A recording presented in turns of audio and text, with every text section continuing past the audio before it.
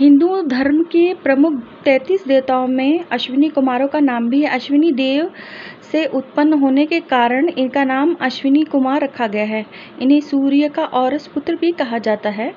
ये मूल रूप से चिकित्सक थे। ये कुल दो हैं, एक नाम नासत्य और दूसरे का नाम दस्त्र है। उल्लेखनीय है कि कुंती ने माद्री को जो गुप्त मंत्र दिया था, उससे माद्री ने इन दो अश्विनी कुमारों का आवाहन किया था। 5 पांडवों में नकुल और सहदेव इन दोनों के पुत्र हैं। इनका संबंध रात्रि और दिवस के संधिकाल से ऋग्वेद ने किया है। इनकी स्तुति ऋग्वेद की अनेक ऋचाओं में की गई है। वे कुमारों को पति, वृद्धों को तारुण्य, अंधों को नेत्र देने वाले कहे गए हैं। उषा के पहले से रथारूढ़ होकर आकाश में भ्रमण करते हैं। इसी कारण इनका सूर्य पुत्र मान लिया गया है। निरुक्तकार इन्हें स्वर्ग और पृथ्वी और दिन और रात के प्रतीक कहते हैं। चिकित्सक होने के कारण इन्हें देवताओं का यज्ञ भाग प्राप्त न था। चौव्यन्य ऋषि ने इंद्र से इनके लिए स्तुति कर इन्हें यज्ञ भाग दिलाया था। दोनों कुमारों ने राजा शर्याति की पुत्री सुकन्या के पतिव्रत से प्रसन्न होकर महर्षि चौव्यन्य का इन्होंने वृद्धावस्था में ही कायाकल्प कर उन्हें चीर यौवन प्रदान किया था। इन्होंने ही दधीचि ऋषि के सर को फिर से जोड़ दिया था। कहते हैं दधीचि ने मधु विद्या सीखने के लिए इन्होंने इनका सिर काटकर अलग रख दिया था और उनके धड़ पर घोड़े का सिर रख दिया था और तब उनसे मधु विद्या सीखी थी। देवता विश्वकर्मा को त्वष्टा भी कहा जाता है। उनकी पुत्री का नाम संज्ञा था। संज्ञा को कहीं कहीं प्रभा भी कहा गया है। विश्वकर्मा ने अपनी इस पुत्री का विवाह भगवान सूर्य से कर दिया। विवाह के बाद संज्ञा ने वैवस्त्र और यम नामक 2 पुत्रों और यमुना नामक एक पुत्री को जन्म दिया। संज्ञा बड़े कोमल स्वभाव की थी, जबकि सूर्य प्रचंड स्वभाव के थे। ऐसे में बड़े कष्टों के साथ संज्ञा सूर्यदेव के तेज को सहन कर रही थी। जब वह सब असहनीय हो गया तो अपने छाया को सूर्यदेव की सेवा में छोड़कर अपने पिता के घर लौट गई।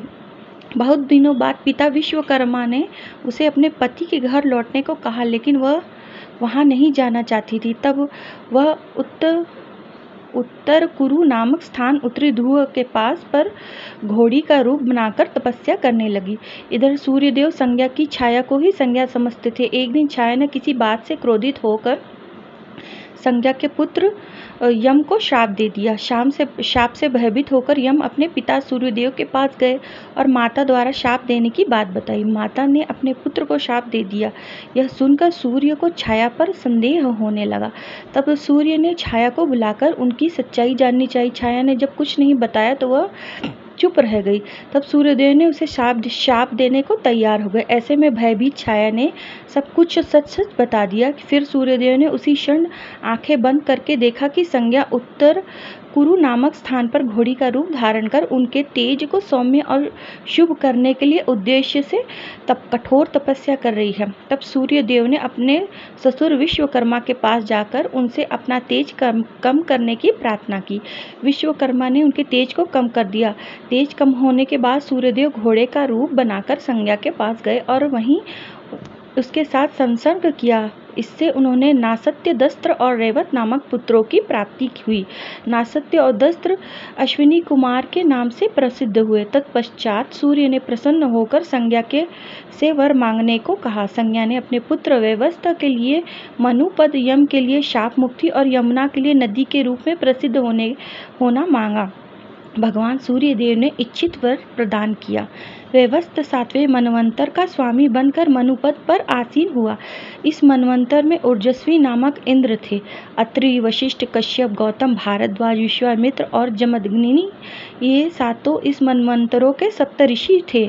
इस मनवंतर में भगवान विष्णु ने महर्षि कश्यप की पत्नी अदिति के गर्भ से वामन नाम से अवतार लेकर तीनों लोकों को दैत्यराज बलि के अधिकार से मुक्त किया।